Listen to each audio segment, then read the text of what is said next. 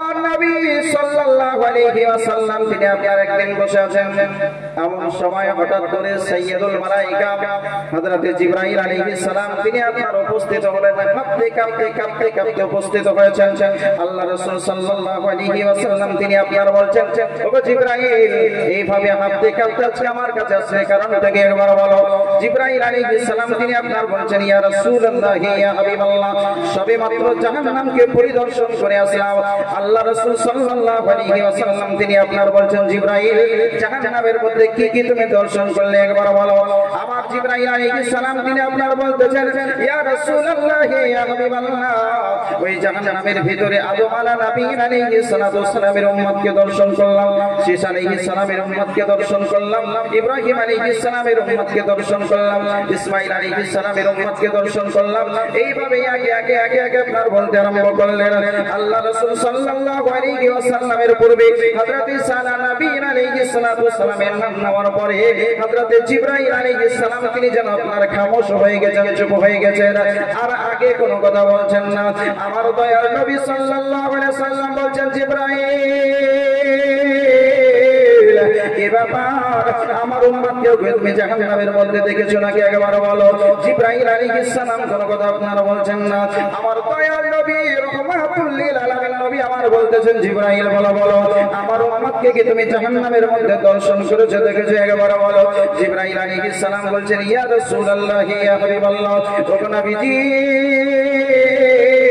আপনার উম্মতের মধ্যে কিছু উম্মতকে আমি জাহান্নামের ভিতরে দেখে আসলাম। জাহান্নাম কঠিন জায়গা। নবী সাল্লাল্লাহু আলাইহি ওয়াসাল্লাম উম্মতের কথা শুনলেন যে আমার উম্মত জাহান্নামের ভিতরে। রাসূল সাল্লাল্লাহু আলাইহি ওয়াসাল্লামের মনটা খারাপ হয়ে গেল, আমার উম্মত জাহান্নামে, আর আমি নবী মুস্তাফা সাল্লাল্লাহু আলাইহি ওয়াসাল্লাম এইভাবে থাকবো, এটা আমি নবী হই, রাহমাতুল লিল আলামিন হই, এটা আমি সহ্য করতে পারি না। জোরে বলেন সুবহানাল্লাহ। উম্মতের দরদি নবী আমার তিনি আপনার চোখের পানি ঝরিয়ে সাহাবায়ে কেরামের কাছ থেকে উঠে চলতে আরম্ভ করলেন। আল্লাহ রাসূল সাল্লাল্লাহু আলাইহি ওয়াসাল্লাম তিনি আপনার চলতে আরম্ভ করলেন। কোথায় গেলেন? মক্কা নগর ছেড়ে আর চলে গেলেন, শহর ছেড়ে ফাঁকা ময়দানের মধ্যে আপনার চলে গেলেন। একটি আপনার ফাঁকা ময়দানের ভিতরে ছোট্ট একটি আপনার গর্তের ভিতরে বসে আপনার সাজদায় পড়ে গিয়ে আমার রাহমাতুল লিল আলামিন নবী সারা জীবন কন্দন করেছেন, রব্বি হাবলি উম্মতি বলে। তিনি আপনার সেই সময়তে আপনার সাজদায় পড়ে গিয়ে কন্দন করছেন, রব্বি হাবলি উম্মতি, রব্বি হাবলি উম্মতি, রব্বি হাবলি উম্মতি। ও আমার রব্বুল আলামিন, আমার গুনাহগার উম্মতকে আমার হাওয়ালে করে দাও। আমি নবী মুস্তাফা আমার গুনাহগার উম্মতদেরকে সঙ্গে নিয়ে জান্নাতে যেতে চাই। বলেন সুবহানাল্লাহ। আল্লাহ নবী সাল্লাল্লাহু আলাইহি ওয়াসাল্লাম ওই গর্তের ভিতরে সাজদায় পড়ে উম্মতের মহব্বত, উম্মতের জন্য কন্দন করতেছে। সাহাবায়ে কেরাম আপনার দেখলেন সন্ধ্যা লেগে গেল, নবী আমার ঘরে ফিরছেন না। সাহাবায়ে কেরাম কিনার আপনার ব্যতিব্যস্ত, কোথায় নবী আমার চলে গেলেন। আপনার মক্কা নগরের আনাচে কানাচে খোঁজাখুঁজি আরম্ভ হয়ে গেল, কোথায় নবীকে পাওয়া যায়। নবী সাল্লাল্লাহু আলাইহি ওয়াসাল্লামের খোঁজ পাওয়া যায় না। আল্লাহ রাসূল সাল্লাল্লাহু আলাইহি ওয়াসাল্লামকে খোঁজার জন্য আবু বকর বেরিয়েছেন, ওমর ফারুক বেরিয়েছেন, উসমান গনি বেরিয়েছেন। সাহাবায়ে কেরাম চতুর্দিকে খোঁজাখুঁজি করছেন। একদিন পার হয়ে গেল, রাত্রি পার হয়ে গেল, পরের দিন পার হয়ে গেল, আবার রাত্রি পার হয়ে গেল। এইভাবে 3 দিন অতিবাহিত হয়ে যাচ্ছে। কোন সাহাবায়ে কেরামের আপনার ঘুম নাই, কোন সাহাবায়ে কেরামের শান্তি নাই, চাই নাই, সবাই যেন বেচैन হয়ে পড়েছেন। নবী আমার কোথায় চলে গেলেন? জাহান্নামকে নবী আমার দর্শন করেছেন, জাহান্নাম সম্পর্কে নবী আমার অবগত। জাহান্নাম এত কঠিন জায়গা, যদি আমার উম্মত জাহান্নামী হয়ে যায় আমি নবী মুস্তাফা শান্তি পাবো না। এই জন্য গুনাহগার উম্মতদেরকে জাহান্নাম থেকে বাঁচানোর জন্য, জাহান্নামের আযাব থেকে বাঁচানোর জন্য, জান্নাতি বানানোর জন্য আল্লাহ রাসূল সাল্লাল্লাহু আলাইহি ওয়াসাল্লাম নিজের খাওয়া দাওয়া পানা বন্ধ করে দিয়ে সাজদায় পড়ে আমার মহান রব্বুল আলামিনকে সন্তুষ্ট করে তিনার গুনাহগার উম্মতদেরকে জান্নাতি বানানোর চেষ্টায় রয়েছেন। সুবহানাল্লাহ। বসে আছেন হুজুরের মূল্যবান সময় নষ্ট করব না, খুব সংক্ষিপ্ত আকারে ইনশাআল্লাহ শেষ করে দেব। তবে আপনারা যে বসে আছেন হুজুরের নুরানি চেহারা দর্শন করছেন, তা আপনাদের জন্য কিছু উপকার আছে না নাই? এটা জোরে বলেন, আছে না নাই? বিরাদারান ইসলাম কিতাবের মধ্যে আমরা পড়েছি আল্লাহ রাসূল সাল্লাল্লাহু তাআলা আলাইহি ওয়াসাল্লামের দিকে নিসবত করে বলা হয়েছে, মান রাআ আলিমান ফাকাদ রাআনি, যে ব্যক্তি কোনো একজন হাক্কানি আলিমকে দর্শন করলো, নবী বলেছেন সে আমাকে দর্শন করলো। জোরে বলুন সুবহানাল্লাহ। মান সাফাহা আলিমান ফাকাদ সাফাহানি, যে ব্যক্তি কোনো একজন হাক্কানি আলিমের সঙ্গে মুসাফা করলো, সে আমার সঙ্গে মুসাফা করলো। আর যে দুনিয়ার বুকে আমার পাশে বসলো, আমার সঙ্গে মুসাফা করলো, আমাকে দর্শন করলো, কিয়ামতের দিনে সে আমার পাশেই থাকবে। জোরে বলেন সুবহানাল্লাহ। আচ্ছা, কিয়ামতের দিনে নবী আলাইহিস সালামের পাশে আমরা থাকতে চাই না, চাই না? জোরে বলেন না। কিয়ামতের দিনে সেই কঠিন দিবসে রাসূল পাক আলাইহিস সালামের পাশে আমরা থাকতে চাই না, চাই না? জোরে বলতে হবে যে চাই। বেরাদারান ইসলাম, যদি কিয়ামতের দিনে নবীর পাশে থাকতে চান, দুনিয়ার বুকে আউলিয়া ইকরামের পাশে থাকতে হবে না, হবে না? এটাই কি মহব্বত আমাদের? যে এত কিছু বলার পরেও সামান্য একটু খাওয়ার জন্য যদি আমরা মাহফিল ছেড়ে চলে যাই, তাহলে কি অরিজিনাল মহব্বত হবে? বেরাদারান ইসলাম, কুফাবাসী হযরত ইমাম হুসাইন রাদিয়াল্লাহু তাআলা আনহুর ওয়াফাই দেখাচ্ছিল যে আমি আপনাকে ভালোবাসি, আপনাকে ইমাম হিসাবে মানতে চাই। ইমাম মুসলিমের হাতে হাজার হাজার মানুষ বায়াত হয়ে গেল। যেমনই আপনার ইয়াদিয়াদের পক্ষ থেকে হুঙ্কার আসলো, এই 30,000 মানুষের মধ্যে একটাও খুঁজে পাওয়া যায় না। হয়েছিল না হয়নি? এরকম ঘটনা শুনেননি? বেরাদারান ইসলাম, তো এটাই অরিজিনাল মহব্বত। কুফা মানুষ, কুফা দেশের মানুষ বিওফাই করেছিল ইমাম হুসাইনের সঙ্গে, আওলাদে রাসূলের সঙ্গে। আজ আপনারা বসে আছেন এইরকম একজন হাক্কানি আপনার পীর সাহেবের সোহবতে, পীর সাহেবের মাজলিসে। কিয়ামতের দিনে কিছু না হলে আপনি বলতে পারবেন আল্লাহ বেশি কিছু না করলে তোমার একজন হাক্কানি আলিমের এবং হাক্কানি পীরের সোহবতে বসেছিলাম, যদি এই বসাটাই কিয়ামতের দিনে আমার আল্লাহ কবুল করে নেন, এটাই জান্নাতে যাওয়ার জন্য যথেষ্ট হয়ে যাবে। জোরে বলুন সুবহানাল্লাহ।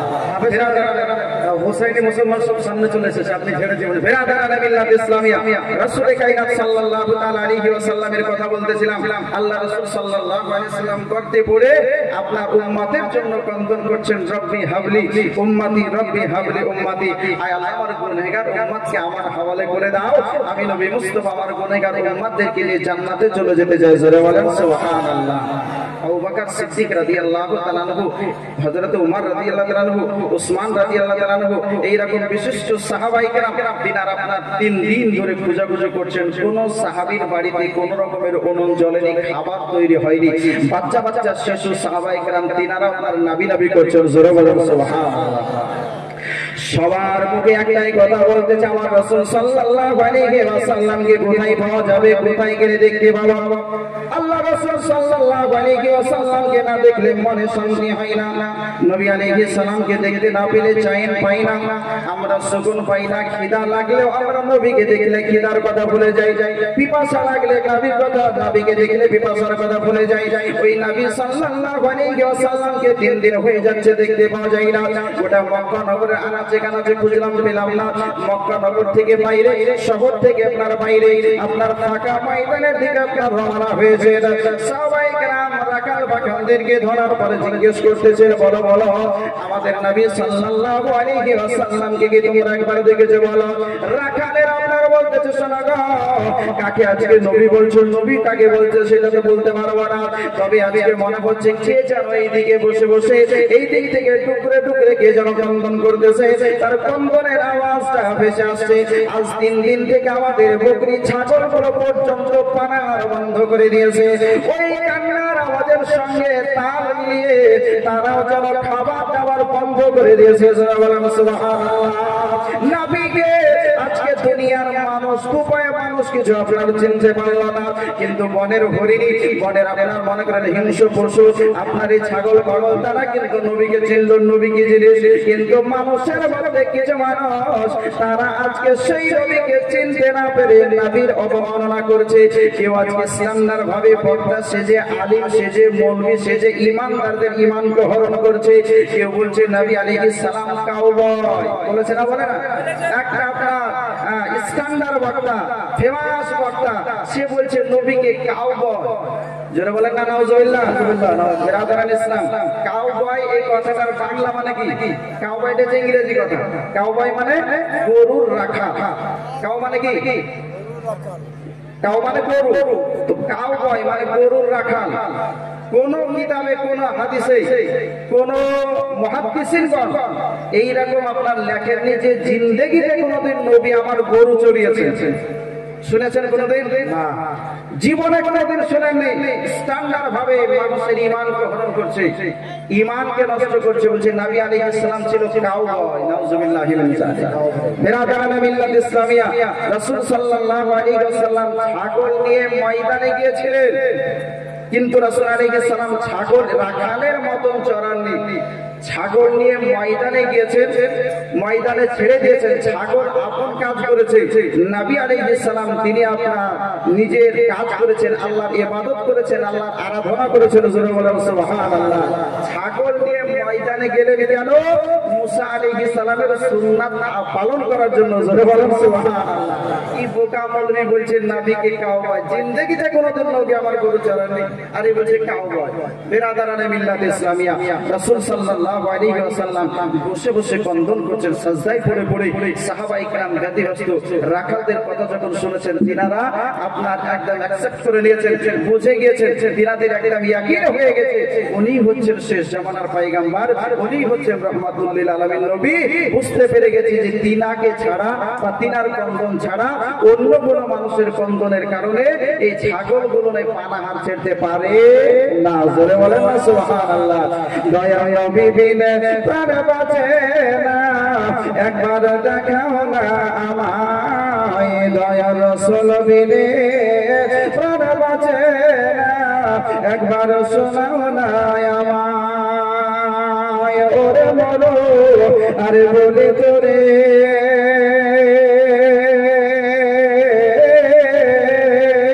দয়া নবী গেছেন তোর পরে, মোর বলে গেছে সত্য, তবে নবীর পায়ের রেখা কেন পড়ে না?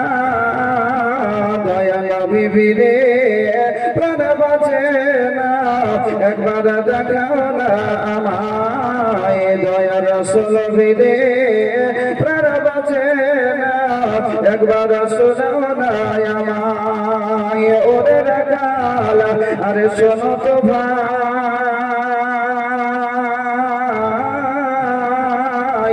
দয়া নবী আমার ওগো গেছেন কোথায়? রাখাল বলে চিনি না নবী, তোমরা নবী কারে কও? দয়া নবী বিনে প্রাণ বাঁচে না, একবার দেখাও না আমায়। দয়া রাসূল বিনে প্রাণ বাঁচে না, একবার শোনাও না আমায়। তবে একটি লোক ওই গাছের তলে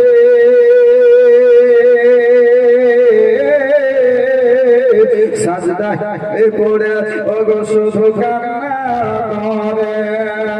রোজ হাসরে মহাবিপদে আমার উম্মত কেমন হবে পার? দয়া নবী বিনে প্রাণ বাঁচে না, একবার দেখাও না আমায়। দয়া রাসূল বিনে প্রাণ বাঁচে না, একবার শোনাও না আমায়।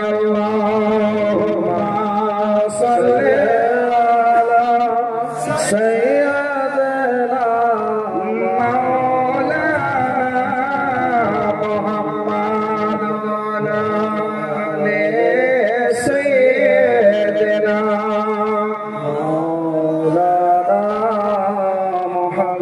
সাল্লাল্লাহু আলাইহি ওয়াসাল্লাম। আল্লাহ রাসূল সাল্লাল্লাহু আলাইহি ওয়াসাল্লাম গর্তের ভিতরে সাজদায় পড়ে পড়ে কন্দন করছেন।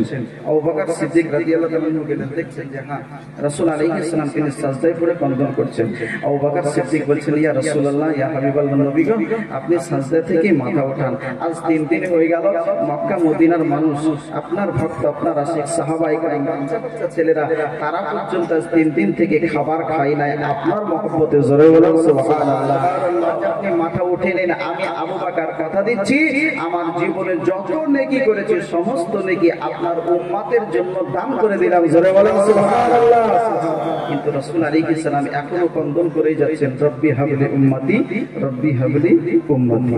তার মানে রাসূল আলাইহিস সালাম তিনি এখনো উম্মতের জন্য কন্দন করছেন যে আল্লাহ আমার গুনাহগার উম্মতকে বাঁচাও, আমাকে দিয়ে দাও, আমাকে দিয়ে দাও, আমি নবী মুস্তাফা তাদেরকে সঙ্গে নিয়ে জান্নাতে যাব। কারণ জাহান্নামে দিও না, জাহান্নাম কঠিন ভয়ঙ্কর জায়গা। উমারে ফারুক বলছেন একই কথা, ওসমানে গনি বলছেন একই কথা, সাজদা থেকে মাথা ওঠান না। শর্টে বলি, শেষ পর্যন্ত রাসূল সাল্লাল্লাহু আলাইহি ওয়াসাল্লাম কে সাজদা থেকে মাথা ওঠানোর জন্য মা ফাতেমা জাহরা রাদিয়াল্লাহু তাআলা আনহাকে পর্দার সহিত নিয়ে যাওয়া হলো। মা ফাতেমা বলছেন, আব্বা জান, আজ 3 দিন হয়ে গেল মক্কা মদিনার মানুষ কোনো বাড়িতে উনুন জ্বালায়নি, আপনার মহব্বতে ইয়া রাসূলুল্লাহ আপনি সাজদা থেকে মাথা উঠিয়ে নিন। যদি আজ সাজদা থেকে মাথা না উঠান, আমি ফাতেমা বলতেছি কিয়ামতে কুবরা হওয়ার আগে কিয়ামতে সুগরা কায়েম করে দেব। জোরে বলেন সুবহানাল্লাহ। রাসূল সাল্লাল্লাহু আলাইহি ওয়াসাল্লাম সাজদা থেকে মাথা উঠালেন। বলার উদ্দেশ্য এটাই যে জাহান্নাম কত ভয়ঙ্কর জায়গা, জাহান্নাম কি কঠিন জায়গা। আল্লাহ রাসূল সাল্লাল্লাহু আলাইহি ওয়াসাল্লাম তিনি বলেছেন যে জাহান্নামের আগুন, আমরা শুধু জাহান্নাম শুনে আসলাম, জাহান্নাম কি কঠিন জায়গা। নবী আলাইহিস সালাম বলেন যে ওই জাহান্নামের আগুনকে 1000 বছর ধরে জ্বালানো হয়েছে। 1000 বছর ধরে জ্বালানোর পরে ওই আগুনের রং হয়েছে লাল। ওই আগুনকে আবার 1000 বছর ধরে জ্বালানো হয়েছে, তারপরে সেই আগুনের রং হয়েছে সাদা। ওই আগুনকে আবার 1000 বছর ধরে জ্বালানো হয়েছে, তারপরে ওই আগুনের রং হয়েছে কালো। জাহান্নামটা হবে অতি কালো, একদম কালো অন্ধকার। আগুন জ্বলবে কিন্তু আলোকিত হবে না, অন্ধকার হয়ে থাকবে। এত কঠিন ভয়ঙ্কর জাহান্নাম, যে জাহান্নামের আগুন থেকে দুনিয়ার আগুন পর্যন্ত পানাহ চাই। আল্লাহকে বলে, আল্লাহ তুমি আমাকে জাহান্নামের আগুনের ভিতরে দিও না। জোরে বলেন সুবহানাল্লাহ। কি কঠিন জায়গা। আমরা কি একবার চিন্তা ভাবনা করেছি, যদি আমরা যে পাপ করছি, আমরা যে গুনাহ করছি, যদি আল্লাহ আমাদেরকে একদিনের জন্য হলেও যদি জাহান্নামে আমাদেরকে দেন, আমরা কি জাহান্নামের আগুন সহ্য করতে পারবো? ভাবছি তো বুকে হাতে বলেন তো পারবো? পারবো। যদি আমরা জাহান্নামের আগুন সহ্য করতে না পারি, তাহলে আমাদের করণীয়টা কি? করতে হবে আমাদেরকে কি যেমন আছে তেমনই থাকলে হবে না পরিবর্তন হতে হবে? জোরে বলে, পরিবর্তন হতে হবে কি হবে না? আল্লাহ রাসূলের পথে আসতে হবে কি হবে না? বিরাদারান ইসলাম, শয়তানের পথ ছেড়ে দিয়ে আল্লাহ এবং আল্লাহর রাসূলের পথে আসতে হবে। জাহান্নাম ভয়ঙ্কর জায়গা। বলা হয়েছে জাহান্নামের ভিতরে মানুষকে যখন নিক্ষেপ করা হবে, সর্বনিম্ন যে আযাবটা জাহান্নামীদের জন্য চলবে, তার পায়ের তলায় জাহান্নামের আগুনকে চালিয়ে দেওয়া হবে। তার কারণে মাথার মগজগুলো ফুটতে থাকবে।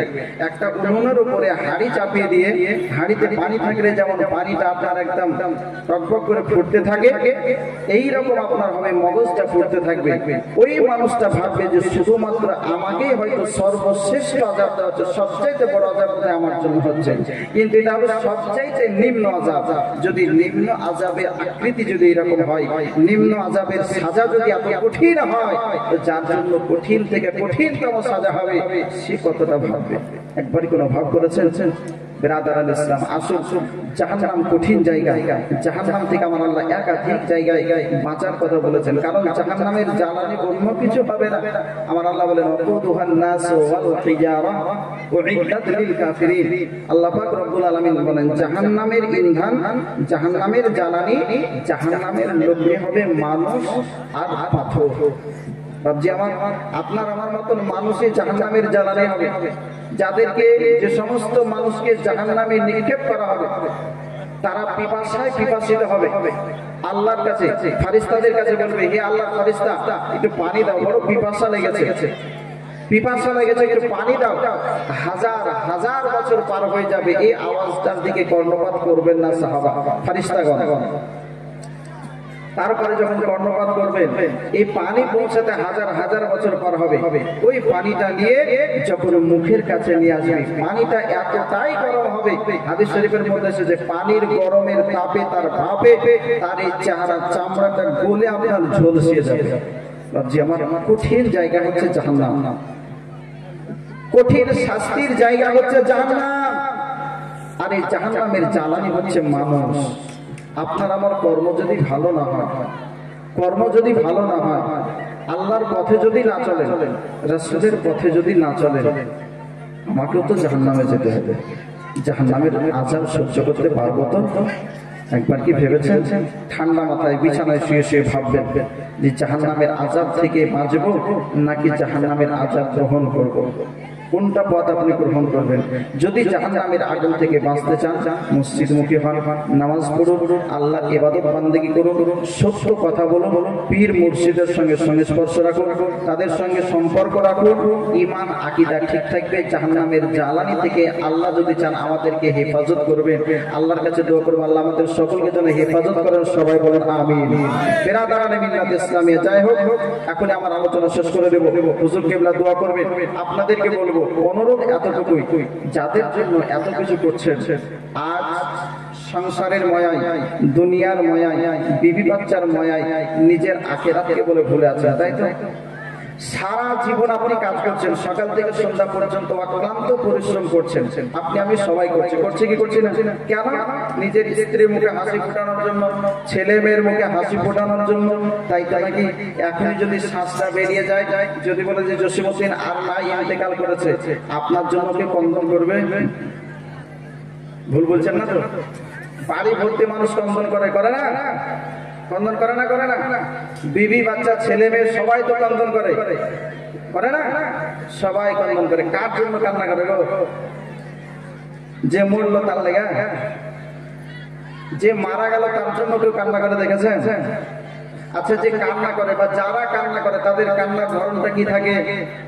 বাবজি তুমি ছিলে তো খুব ভালো ছিল, বাড়ি এসেছিলাম, এই করেছিলাম, সেই করেছিলাম, তুমি এই দিয়েছিলে, এই খেতে দিয়েছিলে, বলে না? বলে না? এটাই তো সুরতাল মিলায় আর কান্না করে চলে যায়, তাই না? বিরাদারান ইসলাম, কোনোদিন কি কোনো মেয়ে, কোনো ছেলে আপনার জন্য কন্দন করেছে যে আমার বাপ মারা গেল তো কবরে যাওয়ার পরে কি হবে? আল্লাহ আমার বাপকে ক্ষমা করে, এইভাবে কোনোদিন কোনো মেয়ে কোনো ছেলে কান্না করেছে দেখেছেন? না। কান্না করছে কার লাগা? তাদের নিজের জন্য, আপনার জন্য কিন্তু কন্দন করে না। করে কি না? তারা নিজেদের জন্য কন্দন করে। কি হলো না হলো আপনার হিসাব আপনাকে দিতে হবে, এটাই তো নাকি? আমার প্রিয় মুর্শিদ, বিখ্যাত পীর শাহ আলিমউদ্দিন ওরাহারি রাহমাতুল্লাহ আলাইহি তিনি বলেন, যাদের জন্য এসব করো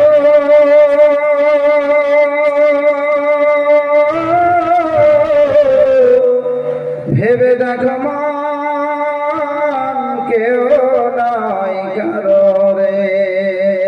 যাদের জন্য এসব করো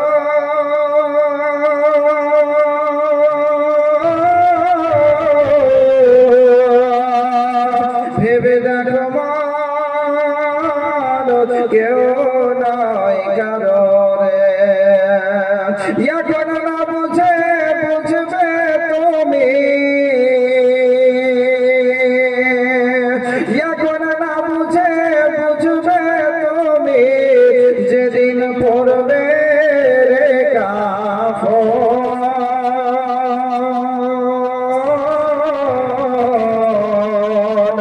ঘুমাবি রে মন আর কতদিন ওই সাধের ঘুমে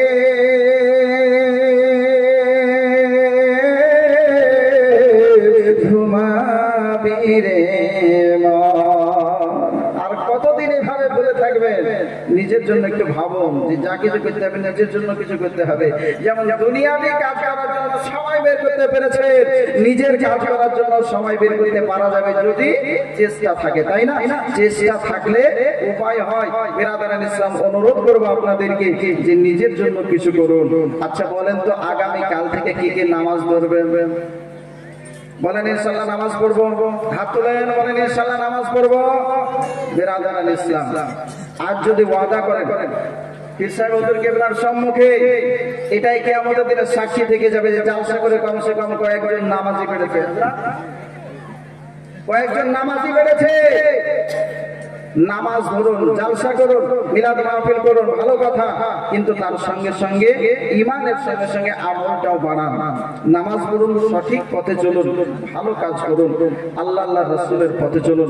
আল্লাহর কাছে দোয়া করব আল্লাহ পাক আমাদের সকলকে যেন সে তৌফিক দান করেন, সঠিক পথে আল্লাহ আমাদের সকলকে যেন পরিচালিত করেন। সবাই বলে আল্লাহুম্মা আমিন, আল্লাহুম্মা আমিন। এই বলে আলোচনা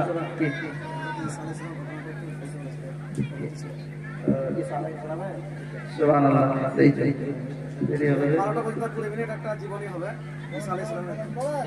একবার দুরূদ আল্লাহুম্মা সাল্লি আলা সাইয়্যিদিনা মাওলানা মুহাম্মদ ওয়া আলা আলি সাইয়্যিদিনা মাওলানা মুহাম্মদ সাল্লি আলা মুহাম্মাদিন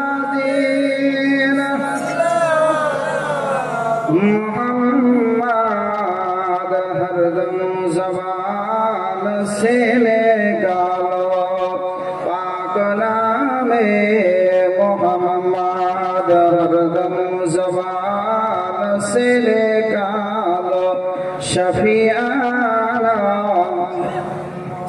बिरादराने मिल्लत इस्लामिया। আচ্ছা, আপনারা বিরক্ত হচ্ছেন না তো? না না, জোরে বলেন, বিরক্ত হচ্ছেন কি? যদি বিরক্ত হন তাহলে ছেড়ে দেব। আচ্ছা, যদি বিরক্ত না হন তাহলে চলবে, ইনশাআল্লাহ, কোনো অসুবিধা নাই। বিরাদরানে ইসলাম, আমাকে বলা হয়েছে হযরত ঈসা আলাইহিস সালামের কিছু ঘটনা। আমরা জানি যে আমাদের যিনি নবী, শেষ জামানার নবী, সারা কুল কায়নাতের নবী, নবীদের নবী, নবী মুহাম্মদুর রাসূলুল্লাহ সাল্লাল্লাহু তাআলা আলাইহি ওয়াসাল্লাম, তিনি হচ্ছেন শেষ নবী। ইনার পরে আর কোনো নবী আসবেন না, তাই তো নাকি? এটা আমাদের আকীদা আছে তো? জি, জোরে বলতে হবে যে হ্যাঁ না, বলেন না? আল্লাহ পাক রব্বুল আলামিন বলেন ওয়া খাতামান নাবিয়্যিন, নবী হচ্ছেন শেষ নবী, ইনার পরে আর কোনো নবী আসবে না। কোথায় আছে? এটা আমার কথাই। এখন যে কোনো কথা বললে যে কোন হাদিসে আছে, বলছে না, বুঝে না, হাদিস নাম্বার কত, পেজ নাম্বার কত, হাদিসটা সহিহ না জয়ীফ, যে কোনো কথাতে আপনার যে কোনো ছেলে প্যান বড় পেশাব দিতে জানে না, কিভাবে বসাবে ঘরে ঘরে মানে নিতে হয়। বিরাদরানে ইসলাম, সেও বলছে যে হাদিস নাম্বার কত, ওকে যদি অরিজিনাল হাদিস খুলে দেওয়া যায়, ও কেন 14 গোষ্ঠী আপনার পড়তে পারবেন না। বিরাদরানে ইসলাম কি বলছে হাদিস নাম্বার কত, তার মানে কি মোবাইল ঘেটে ঘেটে ফেসবুক আর গুগল চালিয়ে চালিয়ে হচ্ছে মৌলবি হয়েছে। বিরাদরানে ইসলাম, হাদিস সহিহ না জয়ীফ এই বিষয়ে সে কেমন করে বুঝবে? আরেকটা জিনিস আপনাদেরকে বলি, যে কোনো বিষয়ে জয়ীফ হাদিসের দোহাই দিয়ে রাসূল কায়নাত সাল্লাল্লাহু আলাইহি ওয়াসাল্লামের সুন্নাত থেকে আপনাদের আমাদেরকে বিরত রাখছে। একটা জিনিস মাথায় রাখবেন, যদি কোনো আমলি বিষয় হয়, কয়েকটি গুরুত্বপূর্ণ কথা শুনে রাখা দরকার। জীবনে শুনেন খুব ভালো কথা, কিন্তু তার সঙ্গে সঙ্গে ঈমান আকীদার কথা শুনতে হবে। জয়ীফ হাদিস যদি হয় আর আমলের বিষয় যদি হয়, তো নিঃসন্দেহে ওর উপরে আমল করা চলবে, এতে কোনো সন্দেহই নাই। বিরাদরানে ইসলাম, জয়ীফ হাদিস মানে দুর্বল হাদিস। হাদিস কোনটাই দুর্বল নয়। কোন হাদিসকে সহিহ বলা হয়েছে, কোন হাদিসকে হাসান বলা হয়েছে, কোন হাদিসকে মাশহুর বলা হয়েছে, কোন হাদিসকে মারফু বলা হয়েছে, আর কোন হাদিসকে যায়ীফ বলা হয়েছে। এই যে ভাগগুলো করেছেন, এইগুলো যে মুহাদ্দিসিনগণ করেছেন। কেন? যে সমস্ত রাবীদের কাছ থেকে হাদিসটা গ্রহণ করা হয়েছে, তাদের দিকে দৃষ্টি রেখে হাদিসগুলোকে ভাগ করা হয়েছে। বিরাদরানে ইসলাম, যারা হাদিস বর্ণনা করছেন, রাবীদের মধ্যে কোন একজন রাবী এইরকম একটা কাজ করলেন, যে মনে করলেন যে কোন একজন ব্যক্তি, যারা মুহাদ্দিসিন ছিলেন, হাদিস গ্রহণ করতে গিয়েছে, তো আপনার 10 দিন, 15 দিন, 20 দিন রাস্তা অতিক্রম করেছেন একটা হাদিস গ্রহণ করার জন্য। 20 দিন রাস্তা অতিক্রম করার পরে ওই আপনার সাহাবীর কাছে বা রাবীর কাছে যখন পৌঁছেছেন, দেখছেন যে ওই রাবী আপনার মনে করেন স্বীকার করছে। তো 20 দিনকার পথ ছেড়ে দিয়ে বলছে যে কি, যখন তুমি স্বীকার করতে পারো তো তোমার কাছ থেকে হাদিস আমি আর গ্রহণ করব না। ওখান থেকে ফিরে চলে আসছেন। ওই রাবীর কাছ থেকে যে হাদিসটি গ্রহণ করছেন, যে হাদিসটা আসছে, ওই হাদিসটাকে বলা হচ্ছে আপনার যায়ীফ। হাদিস যে কোনো জয়ীফ নয়, রাবীর কারণে কোনো হাদিসকে সহিহ বা জয়ীফ বলা হয়। বিরাদরানে মিল্লাত ইসলামিয়া, তো জয়ীফ হাদিস হলো তার উপরে আমল চলবে, এতে কোনো সন্দেহ নাই। বিরাদরানে ইসলাম, তো যে কোনো কথাই বলছে যে আপনারা সেটা হাদিসে বা কোরআন হাদিসে আছে না নাই, সহিহ না জয়ীফ। বিরাদরানে ইসলাম, আপনাদেরকে বলতে চাই যে আমাদের নবী যে শেষ নবী, এটা হচ্ছে আমাদের বিশ্বাস। কিছু কিছু আপনার বক্তাদের, কিছু কিছু মৌলবীদের ধারণা যে আমাদের নবী পরেও আবার অন্য কোন নবী আসতে পারে, তবে আমাদের নবীর শেষত্ব কোনো ক্ষতি হবে না, এটা তাদের ধারণা। আচ্ছা বলেন, যদি আজ বলা হয় যে হুজুর হচ্ছে এই স্টেজের শেষ বক্তা বা শেষ অতিথি, যদি হুজুরকে বলা হয়, তারপরে যদি আবার কেউ বক্তব্য রাখে, তাহলে হুজুরের শেষ বক্তা হওয়াটা সাজিবে? জোরে বলেন না, সাজিবে না, তাই না? বিরাদারান ইসলাম, তো নবী যদি আমাদের শেষ নবী হয়, আর ওই নবীর পরে যদি আবার কোন নবী আসে, তাহলে আমাদের নবী আর শেষ নবী থাকলো না, নবীর শেষত্ব শেষ হয়ে গেল? হবে না, হবে না? বিরাদারান ইসলাম, কোরআন বলেছে মা কানা মুহাম্মাদুন আবা আহাদিম মিন রিজালিকুম ওয়ালাকিন রাসূলুল্লাহি ওয়া খাতামান নবিয়্যিন। 22 নম্বর পারা 2 নম্বর পৃষ্ঠা সূরা আহজাব। আল্লাহ পাক রব্বুল আলামিন বলেছেন নবী হচ্ছেন শেষ নবী, নার পর আর কোন নবী আসবে না। বিরাদারান ইসলাম, তো ওই নবীর আগের নবী, আমাদের নবীর আগের যিনি নবী ছিলেন, 500 বছর আগে এসেছিলেন, যিনার নাম হচ্ছে হযরত ঈসা আলা নবীনা আলাইহিস সালাম। জোরে বলেন সুবহানাল্লাহ। ঈসা আলাইহিস সালাম দুনিয়ার বুকে এসেছিলেন, তিনার কোনো পিতা ছিল না। জানেন না, জানেন না? ঈসা আলাইহিস সালামের পিতা ছিল? জোরে বলতে হবে যে ঈসা আলাইহিস সালামের পিতা ছিল না। বিনা পিতায়, শুধু মাতার মাধ্যম দিয়ে, মায়ের মাধ্যম দিয়ে তিনি দুনিয়ার বুকে এসেছেন। আমার আল্লাহর কি কুদরত, গোটা দুনিয়ায় নিদর্শন দিয়ে দিয়েছে যে আমি আল্লাহ যদি চাই তো শুধু মায়েদের মাধ্যম দিয়ে, পিতা ছাড়া আমি তোমাদেরকে দুনিয়ায় পাঠাতে পারতাম, কিন্তু একটা সিস্টেম রেখেছি। জোরে বলেন সুবহানাল্লাহ। ঈসা আলাইহিস সালাম মায়ের গর্ভে আসছেন কখন? মা মারিয়াম আলাইহিস সালাম। তিনি আপনার লম্বা ঘটনা, আপনার সেই দিকে যাচ্ছি না। বাইতুল মুকাদ্দাসের খাদিমা ছিলেন। মানত মানার পরে মা মারিয়ামের জন্ম হয়। একবার জোরে বলবেন না সুবহানাল্লাহ। কত কথা বলবো, ভাবছি বলবো না, তো কোনটা বলে আর কোনটা ছেড়ে বেড়া করে হয়েছে। অনেকেই বলে যে আপনার মানত মানা চলবে কি চলবে না? বিরাদারান ইসলাম, অনেকে বলছে যে মানত মানা চলবে না, এটা শিরক বেদাত। কোরআন বলছে যে মা মারিয়ামের জন্মই হয়েছে মানতের কারণে। জোরে বলেন সুবহানাল্লাহ। কোন সন্তান ছিল না, মানত মেনেছিলেন তিনার পিতা ইমরান যে আল্লাহ যদি আমার সন্তান হয়। তিনার মা মানত মেনেছিলেন হান্না যে আল্লাহ যদি আমার সন্তান হয় তাহলে বাইতুল মুকাদ্দাস, যেটা আমাদের আগের কিবলা ছিল, যে বাইতুল মুকাদ্দাস নিয়ে আপনার যুদ্ধ চলছে সবাই জানেন, ওই বাইতুল মুকাদ্দাসের খাদিম বানিয়ে দেব দোয়া করেছিলেন। যখন আপনার হান্না হযরতে মা মারিয়ামের মা গর্ভবতী হলেন, তিনার পিতা ইন্তেকাল, মা মারিয়ামের পিতা ইন্তেকাল করলো, হান্নার স্বামী ইন্তেকাল করলো। হযরতে যখন আপনার মা হান্না যখন প্রসব করলেন, দেখছেন যে এটা পুত্র নয়, এটা একটা কন্যা সন্তান। জোরে বলেন সুবহানাল্লাহ। বলছেন আল্লাহ আমি তো মানত মেনেছিলাম যে মসজিদে খাদিম বানাবো, কিন্তু হয়ে গেল মেয়ে, কিন্তু কি করব? আল্লাহর পক্ষ থেকে হুকুম হলো ওকে আপনার খাদিম হিসাবে নিযুক্ত করলেন। খুব শর্টে বলে নিযুক্ত করলেন খাদিম হিসাবে। দেখভাল করার জন্য গ্রামবাসী দায়িত্ব নিতে চাইলো, শেষ পর্যন্ত দায়িত্ব নিলেন হযরতে জাকারিয়া আলাইহিস সালাম। জোরে বলেন সুবহানাল্লাহ। হযরতে আপনার মারিয়াম আলাইহিস সালামের খালু জাকারিয়া আলাইহিস সালাম, তিনি আপনার দায়িত্ব নিলেন।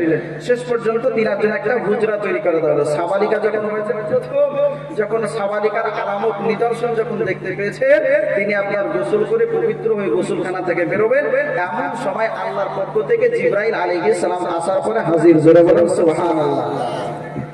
আমার আল্লাহ পাক রব্বুল আলামিন সুবহানাহু ওয়া তাআলা তিনি আপনার এরকম ভাবে বলেন ফারসালনা ইলাইহা রূহানা ফাতামাত্তালা লাহা বাশারান সাবিয়্যা। আমার আল্লাহ পাক রব্বুল আলামিন বলেন বাশারিয়াতের রূপে, মানুষের রূপে হযরতে জিবরাইল আলাইহিস সালামকে মা মারিয়ামের কাছে পাঠিয়ে দিলেন। জোরে বলেন সুবহানাল্লাহ।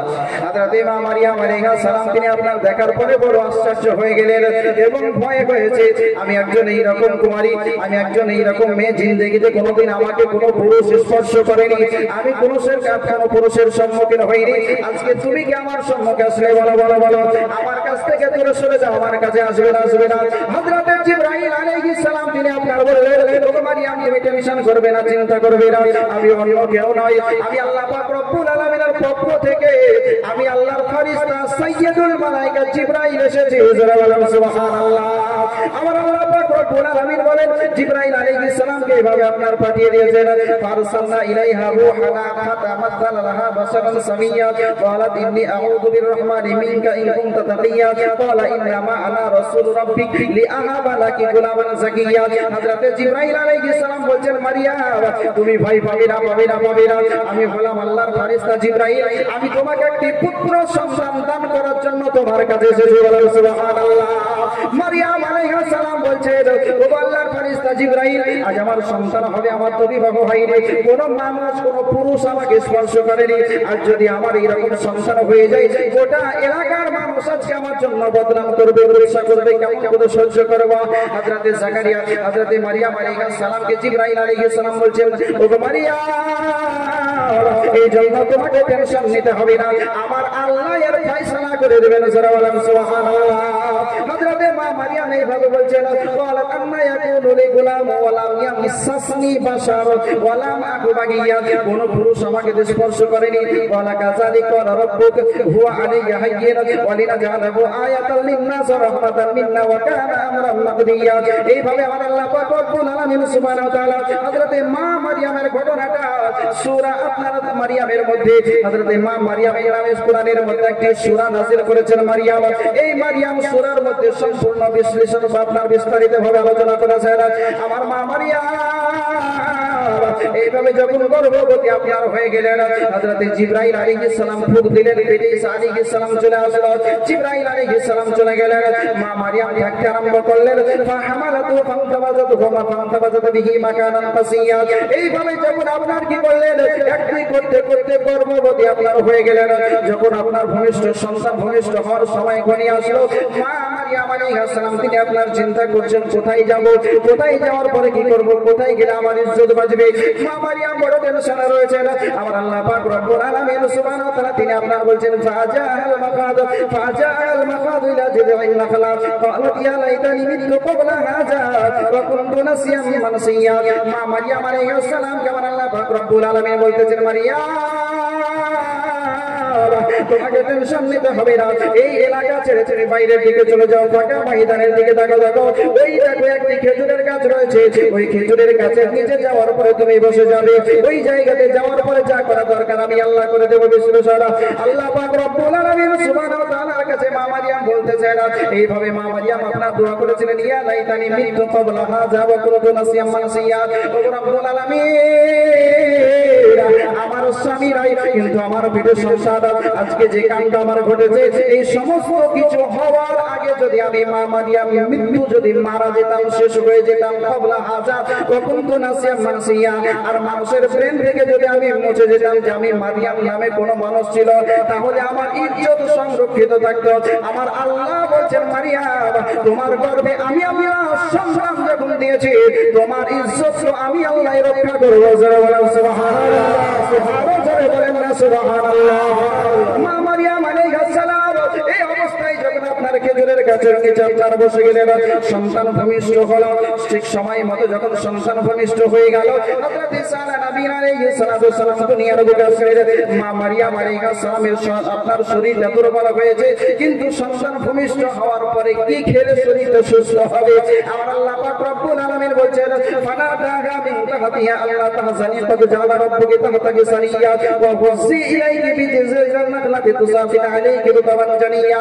আমার আল্লাহ পাক রব্বুল আলামিন বলেন, ওগো মারিয়াম, একবার ফানাদাহা মিন তাহতিহা, তোমার নিচের দিকে একবার তাকিয়ে দেখো, আল্লাহ তাহজানি ক্বাদ জাআলা রাব্বুকি তাহতাকি সারিয়া, তোমার জন্য একটি সুন্দর পানির নহর জারি করে দিয়েছেন। সুবহানাল্লাহ, সুবহানাল্লাহ। হুযি ইলাইহি বিজিযিল নাখলাতি তুসাফিন আলাইকি রুতাবান জানিয়া। আর তুমি যে খেজুরের গাছের নিচে বসে আছো, ওই খেজুরের একটি শুকনো ডাল দেখো তোমার দিকে ঝুলে আছে, ওই শুকনো ডালটা ধরে হালকা করে হিলিয়ে দাও, ওই খেজুরের গাছ থেকে তাজা পাকা পাকা চাঙ্গা একদম চাঙ্গা ভালো ভালো খেজুর পড়বে, ওই খেজুর গুলো খাবে মারিয়াম। তোমার যে শরীরটা দুর্বল হয়েছে, তোমার শরীরের দুর্বলতা কেটে যাবে। আমার আল্লাহ বলছেন, ফাকুলি ওয়াশরাবি ওয়া কররি আইনা, তুমি ওই খেজুরগুলো খাবে আর ওই নহরের পানি পান করবে। আমার তোমার এসে পুত্র এত সুন্দর ফুটফুটে চেহারাওয়ালা সন্তান ওই ঈসা পয়গম্বরের নূরানী চেহারাখানা দর্শন করবে আর তোমার মনটাকে শীতল করবে। সুবহানাল্লাহ। হযরতে মা মারিয়াম মারিয়াম আলাইহিস সালাম তিনি আপনার এইভাবে যখন আপনার সব কিছু শুনে গেলেন, সেইভাবে আগে করতে করতে কয়েকদিন আপনার 1 থেকে 2 দিন আপনার পর হলো, আল্লাহ পাক রব্বুল আলামিন সুবহানাহু ওয়া তাআলার পক্ষ থেকে হুকুম হচ্ছে, মারিয়াম আর তোমাকে এই জায়গায় থাকতে হবে না, এবার তোমাকে চলে যেতে হবে গ্রামের দিকে। কিন্তু মারিয়াম বলছেন, আল্লাহ যদি আমাকে গ্রামের মানুষ জিজ্ঞেস করে, মারিয়াম তোমার তো বিবাহ হয়নি, সন্তান আদি তুমি কেমন করে পেলে? বলবে না, বলবে না? যদি বিবাহ না হয় আর যদি সন্তানের মার্ডার হয়, তো গ্রামের মানুষ বলবে না যে তার মানে এই মেয়েটার চরিত্র খারাপ আছে? বলবে না, বলবে না? যে বিবাহ হয়নি, স্বামী নাই আর সন্তান, তো বড় আশ্চর্য বিষয়। আমার আল্লাহ পাক রব্বুল আলামিন কি বলতে দেখেন, ফাকুলি ইন্নী নাযারতু লির-রহমানি সাওমা ফালান উকাল্লিমাল ইয়াওমা ইনসিয়া। জোরে বলেন সুবহানাল্লাহ। আমার আল্লাহ পাক রব্বুল আলামিন বলেন, মারিয়াম শুনো, এটাকে আরেকটা দলিল দেখেন। মা মারিয়ামকে আমার আল্লাহ পাক রব্বুল আলামিন বলেন, মারিয়াম শুনো, যখন তোমাকে গ্রামের মানুষ জিজ্ঞেস করবে, মারিয়াম তুমি সন্তান কেমন করে পেলে, তো তুমি কি বলবে? ফাকুলি, তুমি বলবে ইন্নী নাযারতু লির-রহমানি সাওমা, আমি মানত মেনেছি রোজা রাখার। জোরে বলেন সুবহানাল্লাহ। কিসের? রোজা রাখার কি করেছি? মানত মেনেছি। জোরে বলেন, রোজা রাখা মানত মেনেছি। এই দেখেন আপনার আয়াত নাম্বার হচ্ছে 26 সূরা মারিয়াম 16 নম্বর পারা। আল্লাহ পাক রব্বুল আলামিন নিজে বলেন, ইন্নী নাযারতু লির-রহমানি সাওমা। মারিয়াম তুমি বলবা যে আমি মানত মেনেছি, রোজা রাখার কথা বলা যাবে না। জোরে বলেন সুবহানাল্লাহ। আপনি বলবেন রোজা রাখার মানত মেনেছেন, কথা বলা যাবে না, তার মানে বলে সেই শরীয়তে এটাই বিধান ছিল যে রোজা যদি রাখতো, তো যে সমস্ত ব্যক্তি রোজা রাখতো তাদের জন্য কথা বলা চলতো না, কথা বললেই রোজা ভেঙে যেত। একবার জোরে বলবেন না সুবহানাল্লাহ। আচ্ছা, কথা না বলে রোজা রাখা কঠিন না কথা বলে রোজা রাখা কঠিন? কোনটা? কথা না বলে রোজা রাখা কঠিন, এটাই না? কথা না বলে রোজা রাখা এটাই হচ্ছে কঠিন। যদি এই বর্তমান সময় যদি আপনার কানুন থাকতো, তাহলে আমাদের মা বোনদের একটাও রোজা কিন্তু হতো, একটাও হতো না। মা বোনদের তো দূরের কথা, বর্তমান সময় আপনার বাবজির আমার ভাইদের রোজা হওয়া মুশকিল ছিল। কেন? যে চায়ের দোকানে যদি যাই, তো আগে শুনতাম যে মায়েরা শুধু গীবত করে, কিন্তু এখন দেখি যে চায়ের দোকানে যাওয়ার পরে সেটাই বড় গীবতকারী। হাজরা ভাই না, চায়ের দোকানে যাওয়ার পরে যত আড্ডা, যত গীবত, আপনার যত আলোচনা হয়, গীবত ছাড়া কিছুই হয় না। চায়ের দোকানে বসার পরে অমুকের বেটা কি করেছে, অমুকের বেটি কি করেছে, সে কি করেছে, এটাই আলোচনা হয়। বিরাদারান ইসলাম, একটাও ভালো কিছু আলোচনা হয় না। যদি ওই হুকুম এখন থাকতো, তো রোজাদার পাওয়া খুব মুশকিল হয়ে পড়তো। রাসূল সাল্লাল্লাহু আলাইহি ওয়াসাল্লামের কারণে রহমাতুল লিল আলামিন নবীর ওসিলায় আপনার আমার জন্য সহজ করে দেওয়া হয়েছে। এই কথা বললেও রোজা ভাঙবে না, এটা আমাদের জন্য করে দেওয়া হয়েছে। জোরে বলেন সুবহানাল্লাহ। বিরাদারান মিল্লাত ইসলামিয়া যখন এই কথা বলে দিলেন, মা মারিয়াম চলে আসে। فآتت به قومها تحمله قالوا يا مريم لقد جئت شيئا فريا। যখন মা মারিয়াম মহল্লায় যখন আসলেন, গ্রামে যখন আসলেন, তো গ্রামের মানুষ কি বলছে জানেন? ইয়া মারিয়াম লাকাদ জিইতি শাইয়ান, লাকাদ জিইতি শাইয়ান ফারিয়া। তুমি যে এত দুশ্চরিত্রা, এটা তো আমাদের জানাই ছিল না। আমরা তো সবাই তোমাকে ভালো মনে করতাম। আর কি বলছে জানেন? ইয়া উখতা হারুন মা কানা আবুকি মুরা সাউই ওয়া মা কানাত উম্মুকি বাগিয়া। এই হারুনের বোন মারিয়াম, তোমার বাপ তো এরকম ছিল না। আবুকি মুরা সাউই ওয়া মা কানাত উম্মুকি বাগিয়া। তোমার পিতা তো এরকম কাজ কাপড়ে কোনোদিন করেনি, তোমার মাও এইরকম করেনি, কিন্তু তুমি কেন এইরকম যে তুমি বিবাহ করো না তোমার ছেলে? হযরতে মা মারিয়াম আলাইহিস সালাম কি বলেছিলেন? আমি রোজা আছি, কথা বলা যাবে না। জোরে বলেন না, কথা বলা যাবে। কে বলেছিলেন? মা মারিয়াম। বিরাদারান ইসলাম, ফাআশারাত ইলাইহি, ইশারা করে দিল কার দিকে? ওই পুত্রের দিকে, সন্তানের দিকে। কাইফা ক্বালু কাইফা নুকাল্লিমু মান কানা ফিল মাহদি সাবিয়্যা। তো সবাই বলছে, যখন ইশারা করছে এদিকে জিজ্ঞাসা করো বাচ্চাটাকে, তো সবাই বলছে যে আরে কাইফা নুকাল্লিমু, কেমন করে কথা বলবে? মান কানা ফিল মাহদি সাবিয়্যা, এটা তো একটা কোলের বাচ্চা। এই কোলের বাচ্চা ছেলে কখন কথা বলতে পারে? কিন্তু সে তো জানে না যে এটা সেই সাধারণ বাচ্চা নয়, এটা হচ্ছে হযরতে ঈসা আলাইহিস সালাম, আল্লাহর পয়গম্বর। জোরে বলেন সুবহানাল্লাহ। যেমনই ইশারা করা সঙ্গে সঙ্গে হযরত ঈসা আলাইহিস সালাম বলেন, ইন্নী আব্দুল্লাহ আতানিয়াল কিতাব ওয়া জাআলানি নাবিয়্যা। জোরে বলেন সুবহানাল্লাহ। ঈসা আলাইহিস সালাম বলেন, আমি হইলাম আল্লাহর বান্দা। আতানিয়াল কিতাব, আমাকে আল্লাহ কিতাব দান করেছে। ওয়া জাআলানি নাবিয়্যা, আর আমাকে নবীও বানিয়েছে। জোরে বলেন সুবহানাল্লাহ। যেমন শোনা সবাই অবাক। কাজে এই বাচ্চা ছেলে, কোলের ছেলে, সে আবার কথা বলছে তো এইরকম ভাবে যে আমি বললাম আল্লাহর বান্দা, আল্লাহর নবী, আমাকে কিতাবও দান করা হয়েছে। তার মানে এটা কোনো সাধারণ ছেলে নয়, এটা আল্লাহর বেটা। জোরে বলেন নাউজুবিল্লাহ। ঈসা আলাইহিস সালাম কি আল্লাহর বেটা? বিরাদারান ইসলাম, ঈসা আলাইহিস সালাম তিনি হচ্ছেন আল্লাহর পয়গম্বর। একটা কথা আপনাদেরকে বলি যে ঈসা আলাইহিস সালাম যদি তিনি নবী হয়ে মার পেট থেকে জন্মগ্রহণ করেন, ঈসা আলাইহিস সালাম যদি মায়ের পেট থেকে নবী হয়ে দুনিয়ার বুকে আসতে পারেন, তো ঈসা আলাইহিস সালামের যিনি নবী, আদম আলাইহিস সালামের যিনি নবী, শীস আলাইহিস সালামের যিনি নবী, এক কথায় বাকি সমস্ত নবী ও রাসূলদের যিনি নবী, ওই নবী কি 40 বছরের নবী হবে? না, জোরে বলতে হবে যে বিরাদারান ইসলাম, নবী কবে ছিলেন? রাসূল সাল্লাল্লাহু আলাইহি ওয়াসাল্লামকে জিজ্ঞেস করুন, ইয়া রাসূলুল্লাহ আপনি কবে নবী হলেন? বাংলাদেশের এক নবী বলছে যে আমি নবী সাল্লাল্লাহু আলাইহি ওয়াসাল্লাম 40 বছরের নবী আছে।